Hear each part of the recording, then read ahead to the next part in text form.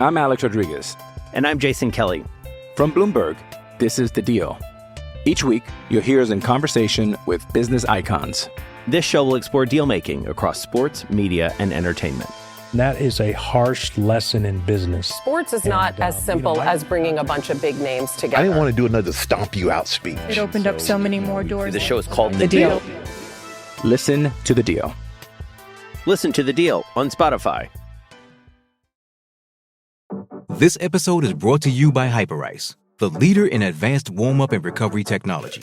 They have tons of innovative products, like Venom-heated wearables to help soothe sore back muscles, Normatec compression boots to speed up recovery and increase circulation, and Hypervolt massage guns to improve mobility. Loved by athletes like Naomi Osaka and Erling Haaland. Try them yourself. Get 10% off your order with the code MOVE at Hyperice.com.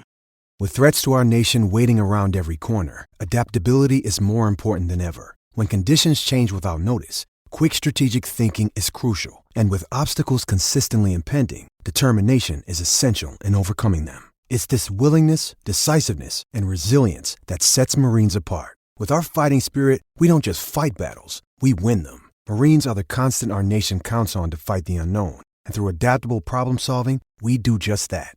Learn more at marines.com. Stephen Krajcik of the Lotto Jumbo team as well, and Adam Yates of Orica Green Edge, and Anthony Turgis, who had a little bit of a tumble as he headed in towards Scarborough but stayed on his bike. Great Britain have won their first medal. It was Adam Peaty in a world record time, breaking his own world record. She punches the air and she crosses that blue finish line. The world champion of 12 months ago, who finished second here last time around, has won it. The athlete's village is not a place for fighting. I've never heard that ever in Olympic and Paralympic history. This is Anything But Footy, the Olympic and Paralympic podcast covering the games all the time rather than once every 4 years. I'm John. And I'm Michael. Coming up in this episode, we catch up with Britain's best ever long-distance track runner as he retires from competitive racing, age 40. I achieved so much on the track, in the marathon, half marathon. There's nothing more to prove. Momentous indeed. What a spectacle at the Great North Run. And we'll ask, is he Britain's greatest Olympian too? And talking of greatest, not a fan of mascots or the phrase GOAT. Novak Djokovic wins his record-equalling 24th Grand Slam at the US Open. We'll be discussing goats. The Brits are back and ones to beat at the Paris Olympics and Paralympics next summer. We'll round up the World Rowing Championships and the European Para Table Tennis too. And you can always stay in touch with us and see what we're up to anytime. You can find us on X at AnythingButF. We're also there on Instagram and we're also on Facebook as well. And go to our website, anythingbutfooty.com, and you can always send us a message there. Now, he is Britain's greatest ever track runner. One of the best on the road, particularly the half marathon and 10K as well. And after 12 years of dominating the world stage, from Daegu in 2011 through to Super Saturday in 2012 and the double-double in Rio 2016 and much, much more, Mo Farah, Sir Mo Farah, has finally run his final race, the Great North Run, and Michael was in a rather soggy South Shields at the end to see him finish. What does retirement feel like, Mo? It's only been a couple of minutes. But honestly, this is it. This is my final race. I'm retired, officially retired. As I'm talking to you right now, I'm a retired man. And how did it feel today? How emotional was it? It was very emotional. I knew last couple of days I was trying to sink it all in and take it all in. But last couple of days, it's been quite emotional. I slept on it. Last night, didn't get much sleep. Just thinking about it, it reminded me a bit like 2012. But it's just, the people, the support, and how everybody's been so amazing over the last couple of days. Yourself, Brendan Foster, his whole team, the community. It's been a joy. And honestly, I will miss this Great North Run. And right time and right place for you to finish? Yeah, I think this is the right time. As I said, last couple of years I find it really hard. My body not being able to do what I did for years and years, and to be the best, it takes certain certain training.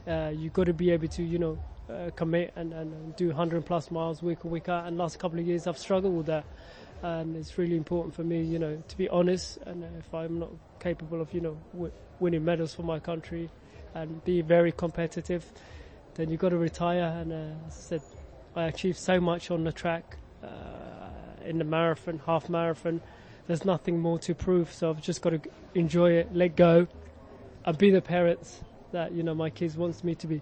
So it wasn't the fairy tale finish for Mo Farah that some people were hoping and expecting, perhaps. I think they felt he might cross the line as the winner, a 7th title at the Great North Run. But I actually do think it was the fairy tale finish for him, because I think had he been in contention, he wouldn't have had the moments over the last mile or two where he could just take it all in and enjoy it, because his competitive instinct would have kicked in. But the front three, Tola, Abdi and Edris, they were away, and it just meant that he could just enjoy that final mile. If you don't know the Great North Run, obviously people will recognise the Tyne Bridge, and then you kind of come out of Newcastle into Gateshead past the International Stadium, and then you run into South Shields. And what happens is you come through the town centre in South Shields, and then you come down quite a steep hill, and then you turn left, and then you run along the seafront. And what happens is a lot of people think they're at the finish because they've seen it on the TV that it finishes on the seafront, and they kick on and sprint off. You're actually still over a mile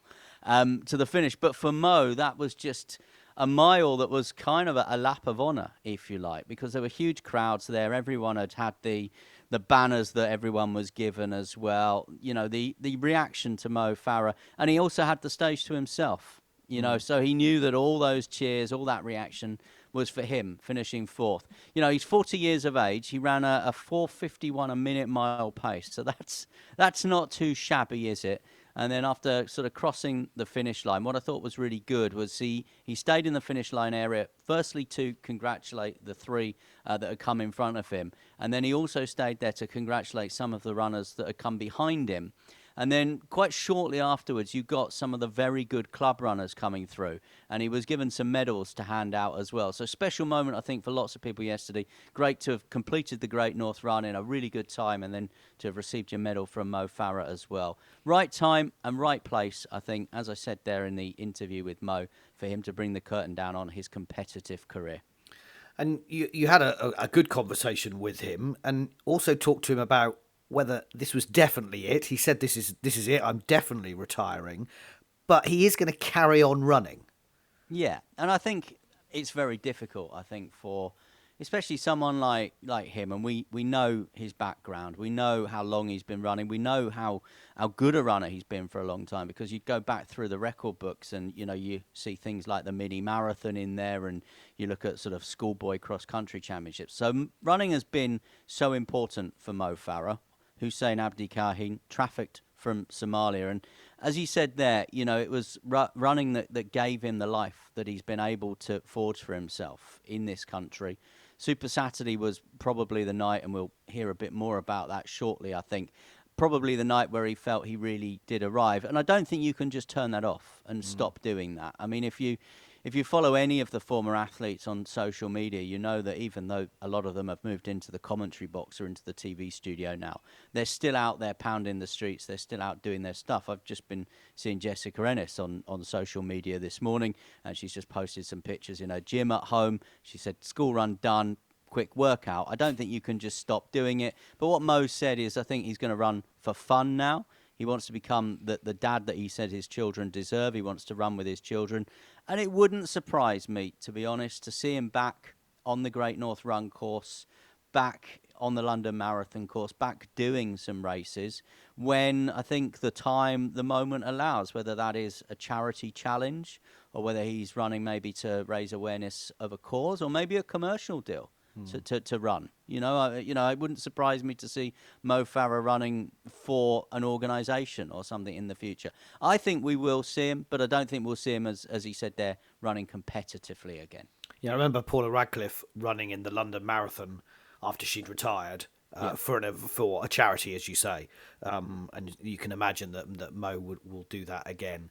Let's hear the second part of your interview. Just briefly, he kind of talks about, and we'll hear it in a moment, but he briefly talks about how he feels incredibly British. Yeah, and as I said, obviously, Hussein Abdi Kahin was Mo Farah's birth name, and we all saw that documentary, and it was a very emotional day for him yesterday. He certainly had some tears in his eyes as he was coming up the final stages of the Great North Run, and I'm sure that, you know, his background and his own personal history was probably very much at the forefront of what he's achieved. I will always run. It's in my DNA. It's something that makes me happy, and as you know, running is what saved me from the child I was. As you all know, my background, did the documentary recently about how I was trafficked into the UK, and running was what saved me and gave me happiness. So I will continue to run, maybe juggle my kids, my loved ones. But in terms of as an elite athlete, yeah, I am retired. On that, Mo, was Super Saturday the highlight, because that was then the evening, the night when you felt I really belong somewhere, bearing in mind that background that you mentioned? Yeah, Super Saturday was incredible. To see the whole nation come together, to be able to win in front of your home crowd, to have the whole nation behind you, and to do it in 45-minute window with myself, Jess and Greg. That's what, you know, when I look back at memories, that's when I look back and go, wow, how did we do that? And honestly, as I said, that Super Saturday will always with us in terms of athletics, and in sports itself. We look at history of sports, and at the moment we look back and go, what was I doing at that point?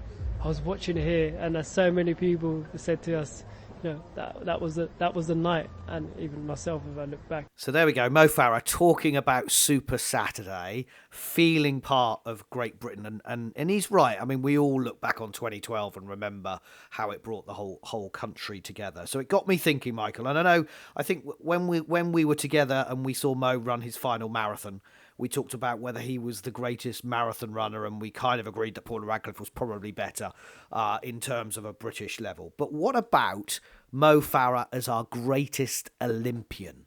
And I mean that across all sports. So we know he's the best track distance runner from a British point of view. But what about as a greatest Olympian?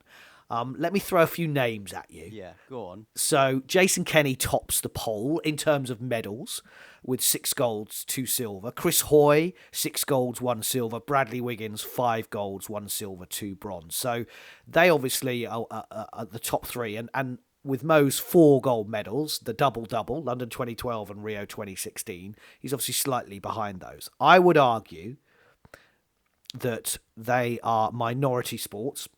I think cycling is a huge sport in this country, but across the world, it's still quite a minority sport.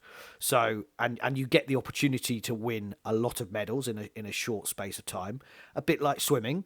Although I would say that swimming is a broader sport, a bit more like athletics. There are more nations that take part, and I think it's harder to win a medal.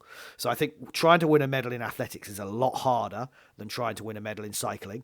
Although I couldn't do either, and I'm not saying that they are not successful, but I'm trying to make the argument. And then Steve Redgrave, 5 gold, 1 bronze.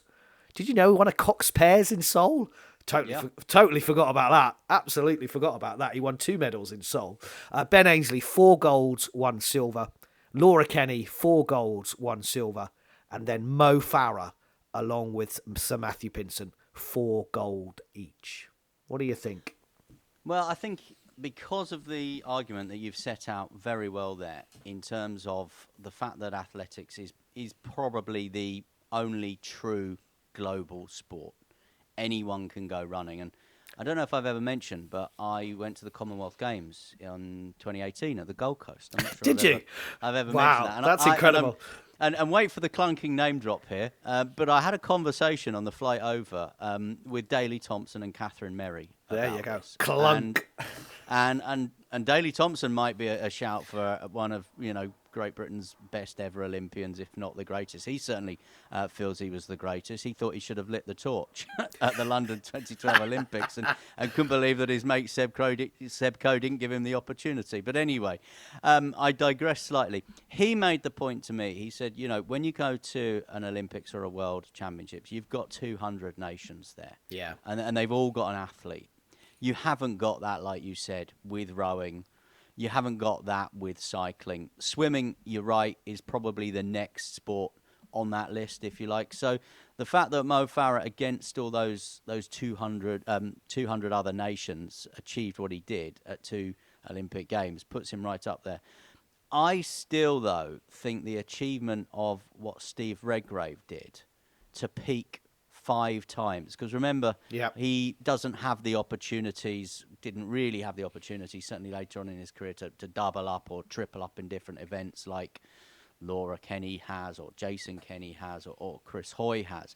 I think to come back time after time from Los Angeles in 1984 through to Sydney in 2000 in a brutal sport, and also, with some personal health issues alongside that with his diabetes, of course, that for me still stands out as something which is, fantastic. Something that I'm not sure will ever be matched, to go and do that 5 times, to get that gold medal, to peak for that 5, 6, 7 minutes, whatever it is, over 2,000 meters on one day. And you just get that one day to do it. Yeah. I still think that is a terrific achievement, and Steve Redgrave should be there or thereabouts. A couple of other names. You mentioned Daley Thompson, double Olympic champion. Kelly Holmes, twice in a games. To win the 8 and 1500 in Athens. I mean, that is it. That's hard. That's really hard, isn't it? Absolutely. And also, again, just her story, her backstory. She'd been to Atlanta, I think. She won a medal in Atlanta, and she'd had wretched times with injuries as well. I don't think she certainly probably wasn't fancied to win, certainly not 2 gold medals. No. In Athens in 2004. So, yeah, I certainly think Kelly Holmes should be up for contention as well. And if I could widen the argument slightly. Go on. Beyond just, achievement on the track, in the pool, at the rowing lake, wherever it is. Greatest ever Olympians, I think if you threw in names like Beth Tweddle or Lewis Smith, because although they didn't win the medals that perhaps some of the other names we've mentioned, what they did for their sport in the wider context, the fact that they are, pretty much responsible, I would say, for the program that we have now. You look at the gymnastics program and all the medals won, and, the high hopes for Paris from our gymnastics team. And that all sort of threads back to Beth Tweddle and Lewis Smith. And to throw another name in there, Tom Daley. Again, you look at the success that we're expecting to see in the diving pool in less than a year in Paris at the Olympic Games, and all the funding, the whole program is built around the fact that a teenage boy went to Beijing in 2008, and 2012 a bronze medal, 2016 a bronze medal, 2021 a gold medal. I think in terms of that actual performances, you can't make an argument for Tom Daley over Steve Redgrave or Mo Farah, but in terms of that wider contribution to sport in this country, he's well up there. Chris Boardman, I'd throw into that as well, because of how they changed cycling in this country in Barcelona '92. Seb Coe, double Olympic champion, of course, also staged the greatest games ever in 2012, in my opinion. Roger Bannister, 1952, obviously from an Olympic point of view, but also breaking the 4-minute mile. And obviously Sir Andy Murray. I was going to say Sir Andy Murray. 2 Olympic titles and a bronze medal as well in the mixed. And he could go to silver with Laura Robson. And he could go to 5 Olympic Games as well, in a sport like tennis, like swimming, like athletics, that is worldwide. And I wanted to pick you up. I'm glad you've mentioned Andy Murray, because you were a little bit rude about Tim Henman in our last episode. Forgetting he's an Olympic silver medalist. We were talking, I've written a blog about it on our website, about the Atlanta 1996 games. With Chris Broad, with Neil Broad.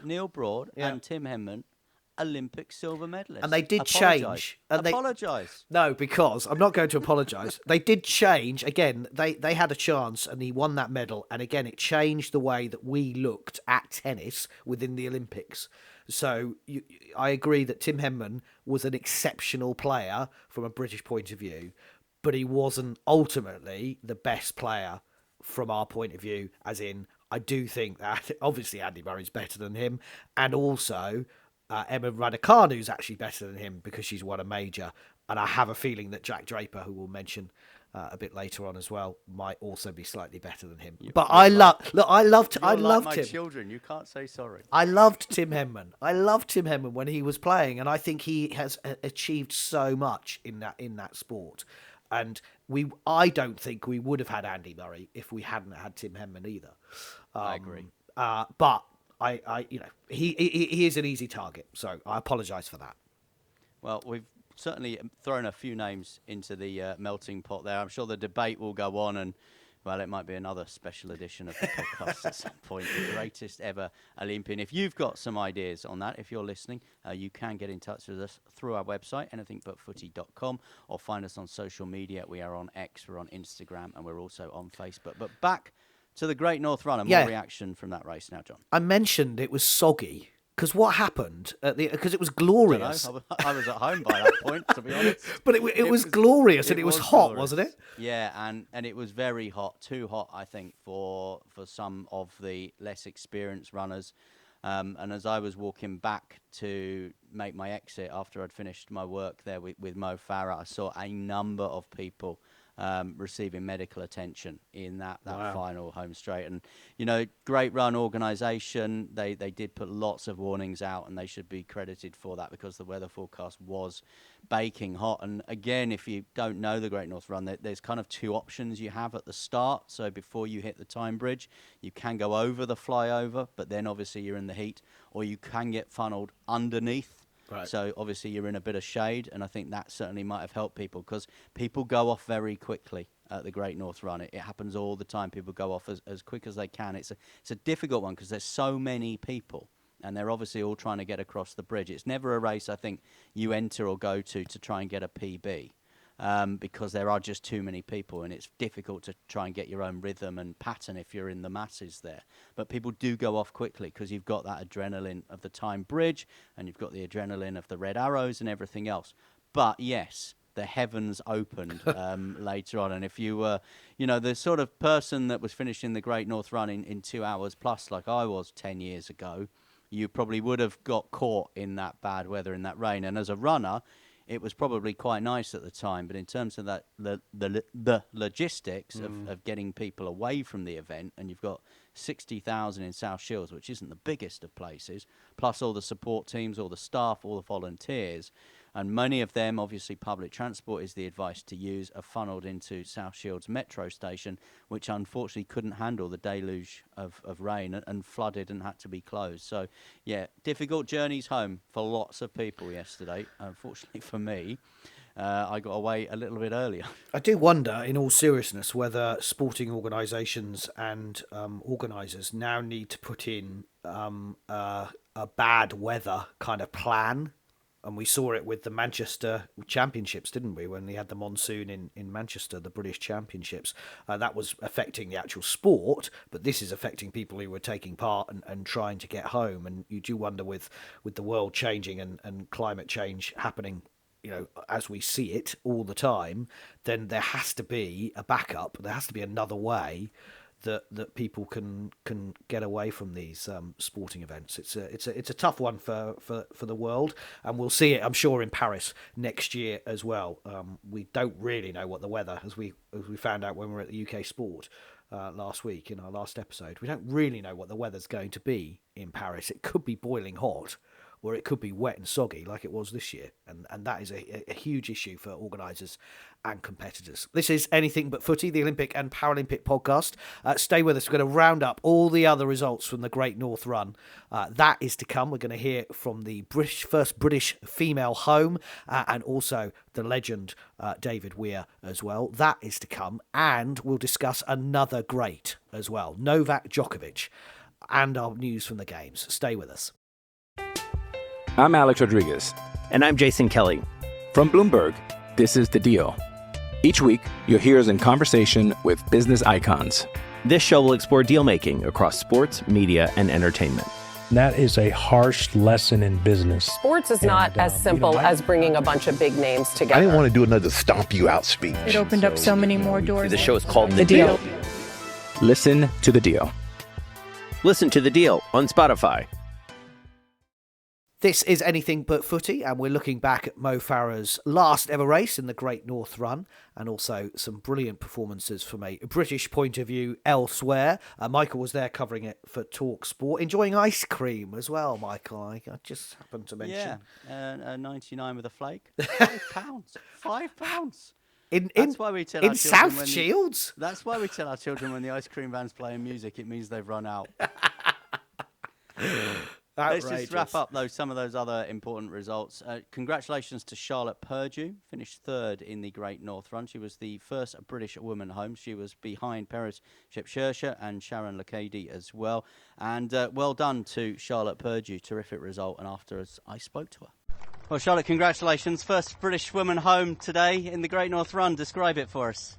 It was a weird one. I ran the whole race alone, pretty much. I let the two African women go ahead, and then I just ran my own race, really. I'm training for a marathon. I've got 2 weeks till Berlin, so I wanted to have a strong run today. I didn't want to put myself in a hole or anything because obviously only got 2 weeks now to recover. So it was actually kind of a blessing in disguise that I didn't have anyone with me because I could just run my own pace. So yeah, I'm happy with the time considering I didn't see anyone. Is it not difficult to run on your own for so long? It is, yeah, but I've done a lot of training on my own. My coach is Australian and my group spends half the year in Australia, so I am used to training alone. So I think it is those times when I do have to train alone that help me in races like this. So yeah, it's good.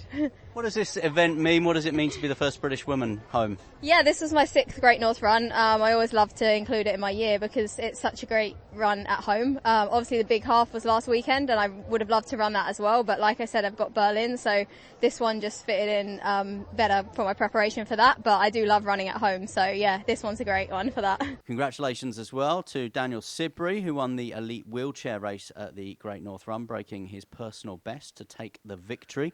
Behind him, couldn't compete on the day, was the legend David Weir. We'll hear from him in a moment, but the first woman home in the wheelchair race was Paralympic medalist and former world champion Sammi Kinghorn. Well, Sammi, congratulations. Describe your Great North Run for us. It was really good. The weather made it nice. It was weird as we came down to that last mile. It was like all misty and it was quite cool, which was really nice because it was a hot one. And yeah, not too much of a wind. It was a perfect day, to be honest. It was lovely. Well, David, how do you look back on runners-up position today in the Great North Run? No, it's nice to see a British athlete doing well. Danny's, raced well this year on the World Championships. Got his first sort of World Championship medal, which it's probably given him a lot of confidence. And it's just nice to see a strong British field now. And he raced really well. Bit disappointed with my performance today, but I've been training well, focused well, but just today I just didn't have anything in me. It's always been important to you, hasn't it, that there's another generation coming through after you guys that have become heroes? Yeah, after 2012 I was hoping it would be a little bit quicker so I could make that decision to retire, but to be honest, I'm really enjoying training and I'm enjoying travelling and doing the other races that I do, like the 6 major marathons and stuff. So yeah, as long as I still enjoy it, then I'll carry on. I think I've got a couple of more years in me, and then we'll see after that. So a terrific day from Newcastle to South Shields as well. I mean, just a really good event. 60,000 people taking part, £25 million raised for charity. And the right place and the right time, as I said in the interview and as I said earlier in the podcast, for Mo Farah to bow out. 4 times the Olympic champion, 10 global gold medals, and 6 times a Great North Run winner. One Mo time. We wish him well in his chosen career. He's got another 20-odd years to work, hasn't he, before he can officially retire? Now, talking of the greatest, and I think we can now safely say that officially the greatest men's tennis player ever is Novak Djokovic. A record equaling 24th Grand Slam victory in the US Open final, beating Daniil Medvedev in revenge as well for that defeat 2 years ago in the final. Djokovic is now the oldest Grand Slam winner ever at 36 years of age. He's won 3 of the 4 Grand Slams this calendar year alone and only missed out on Wimbledon in a 5-set thriller in the final with Alcaraz. Of course, he's controversial. He's not everyone's cup of tea, is how the media like to describe Djokovic, but I don't think there's any debate about his exceptionalism. And as Medvedev said afterwards, why are you still here, playing world-class tennis and beating the rest of them? It is quite exceptional and a brilliant US Open, and Novak Djokovic very much deserves that title and that record-equaling slam victory. Also great to see Coco Gauff as the women's winner as well, beating Anya Sabalenka in 3 sets. The 19-year-old becoming the 3rd teenage American winner, of course, behind the likes of Serena Williams. After losing in the first round of Wimbledon, she's unbeaten on the hard court season in the States. And in a superb speech afterwards as well, she said she'd proved her doubters and her haters wrong. And there is some amazing social media, if you want to see, of Coco Gauff, aged 8, dancing in the stands at the US Open Kids Day. And now she's the US Open champion, with surely much more to come. Yeah, I think the Novak Djokovic thing is an interesting one. I totally agree with you. The greatest tennis player ever. Not someone, though, that's ever sort of received the praise and the love that perhaps he should. I mean, you know, you've been to Wimbledon more times than I have, and I've obviously watched it every year on TV. Roger Federer comes out onto centre court. There's a standing ovation for him. That doesn't quite happen in the same way, does it, for Novak Djokovic? And interestingly, when we were at Wimbledon for Radio News Hub earlier on this year, the summer of 2023, obviously, we sat in on that press conference with Novak Djokovic. I don't know if you remember it. And I went into that thinking, I'm not going to like him. You know, I think he's a difficult, odd character.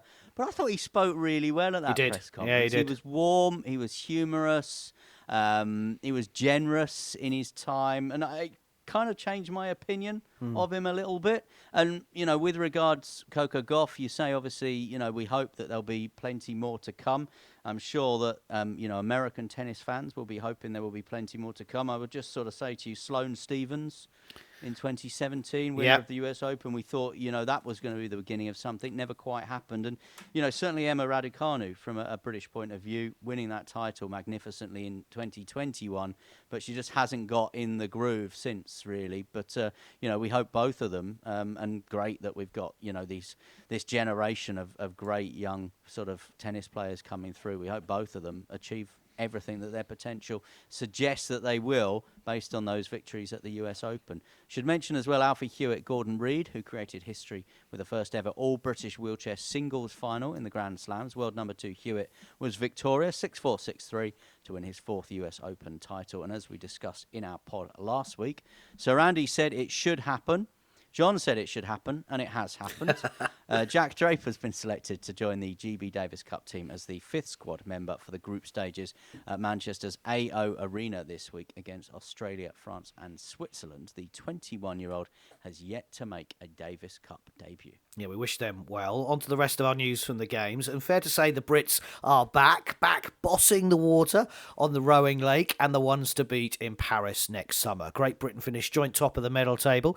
6 golds, 9 medals in total, with the Netherlands matching that number, but taking just more silvers than our bronzes. So they finished top and us second. But we're joint top. We're claiming it.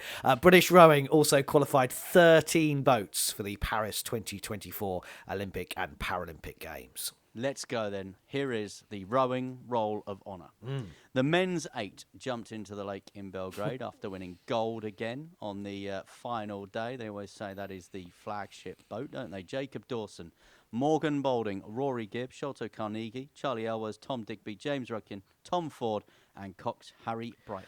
Congratulations. The men's 4 of Ollie Wilkes, David Ambler, Matt Aldridge and Freddie Davidson, we like to say friends of the pod, retained their title too, pulling away from the rest of the crews in the final 500 metres and winning by more than 2 seconds. What a history Britain has in the men's 4 at the Olympics, and this crew are looking superb with a year to go. little bit of insight from our interview we did with Ollie Wilkes and David Ambler, head of the World Rowing Championships. They were told they were doing an interview with Anything But Footy, and apparently the person or the people that look after them said to them after our interview, "How was that?" And they said, "Fine, we just talked about football." Well done to Emily Craig and Imogen Grant as well. Unbeaten since the delayed Tokyo Games. They are now consecutive double world champions in the lightweight women's double sculls. And for the first time in 13 years, the women's quadruple sculls won gold after a huge, almighty tussle with the Netherlands right throughout the 2-kilometre race. Lauren Henry, Hannah Scott, Lola Anderson and Georgie Brayshaw, again, friends of the podcast, coming through just before the line. And frankly, I would say that was one of the races of the regatta. It was absolutely incredible and a great result for Britain. Both the PR2 mixed double sculls, that's Lauren Rouse and Greg Stevenson, and the PR3 mixed Cox 4. Can I say friends of the pod? Frankie Allen and Morgan Price-Noyes won gold in the Paralympic class boats. The women's 4 won bronze after leading for much of the race, but they were reined in by Romania and the winners, Netherlands. I'll be watching them at the regatta in Paris in less than a year. I think they will go well, as we've already seen from that medals table. Ollie Wynne-Griffith and Tom George won silver in the men's pair, and a second consecutive world bronze medal for Benjamin Pritchard in the PR1 men's single sculls. The women's 8 just missed out on a medal in 4th, but they will be going to Paris next year. And Director of Rowing Louise Kingsley, friend of the pod, said afterwards she's been a member, she's been a guest on Great British Bosses, to be fair. You can go back and have a listen to that. But afterwards she said it was a fabulous week. The next step is to allow some time to enjoy the medals, then go back and do lots of analysis and get our heads down for the big one next year. And it is the big one, the Olympics, always the biggest competition in rowing, as Michael said earlier with Sir Steve Redgrave. And if you listen very carefully, you can just hear all of our podcast listeners at British Rowing switch off. Stay with us, British Rowing. We've got more rowing later. That's actually a lie, but don't tell them. In other news from the Games, the leaders of the G20 meeting in India have backed the International Olympic Committee and their plans for the Paris 2024 Games. They declared their support for the Olympics and the Paralympics next summer, and in a statement said, "We also look forward to the Paris Games in 2024 as a symbol of peace, dialogue amongst nations and inclusivity with participation of all." Exactly. They're pretty clear who they want in the Games next year. And Will Bailey will be going to Paris next year as well as the reigning world and European champion. He won the men's... Friend of the pod, yeah. He won the men's Class 7 European singles title in Sheffield at the European Para Table Tennis Championships. Silver medals for Rob Davis, Grace Williams, Jack Hunter-Spivey, as the British team won a total of 8 singles medals, and there was another 4 medals in the doubles event in the final weekend of action too. I suppose the longer we go on, Michael, we're going to get more friends of the pod, one would hope. Yes, we probably will. I was just thinking there, it's a shame really that Will Bailey keeps winning all these titles, because I think, never mind friend of the pod, could be presenter of the pod. Yes. When he finally packs in the old table tennis. I mean, I know he's pretty good at it, and he's probably going to win more Paralympic medals in, games to come. But if when the time is right, he wants to start presenting something like this, the offer is there. Absolutely. And the remuneration isn't.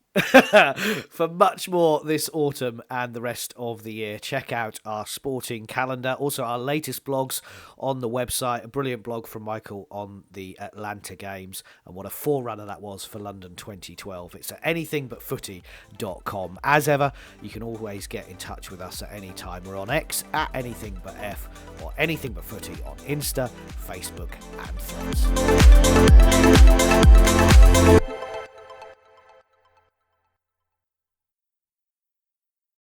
Sports Social Podcast Network. Lucky Land Casino, asking people, what's the weirdest place you've gotten lucky? Lucky? In line at the deli, I guess? Aha, in my dentist's office. More than once, actually. Do I have to say? Yes, you do. In the car before my kids' PTA meeting. Really? Yes. Excuse me, what's the weirdest place you've gotten lucky? I never win and tell. Well, there you have it. You can get lucky anywhere, playing at LuckyLandSlots.com. Play for free right now. Are you feeling lucky? No purchase necessary. Void where prohibited by law. 18+. Terms and conditions apply. See website for details.